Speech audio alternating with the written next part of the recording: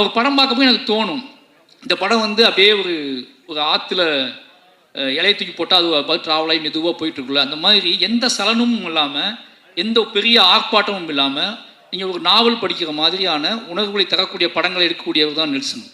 நீங்கள் மான்ஸ்டரில் பார்த்தீங்கன்னா எப்படியான காமெடி பண்ணலாம், ஆனால் அதுலேயும் சென்சிபிளான காமெடிஸ் தான் பண்ணியிருப்பார். அதை வச்சுக்கிட்டு கோக்குமாக்கெல்லாம் பண்ணியிருக்க மாட்டார்.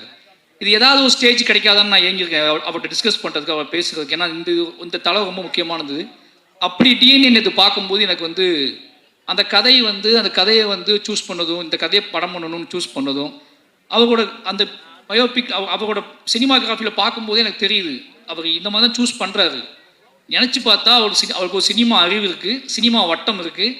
இப்போ என்ன குதிரை வேகமாக ஓடும், இப்போ என்ன படம் எடுத்தால் பயங்கரமாக ஹிட் ஆகும்னு நினச்சா ஒரு கதையை அவரால் பண்ண முடியும். ஆனால் அவர் அந்த ஒரு ஆற்றின் போக்கில் உருளக்கூடிய கூழாங்கல்லாவே இருக்காரு. அவருக்கு வாழ்த்துக்கள். நிச்சயமாக அந்த அவர் லிஸ்ட்டில் வந்து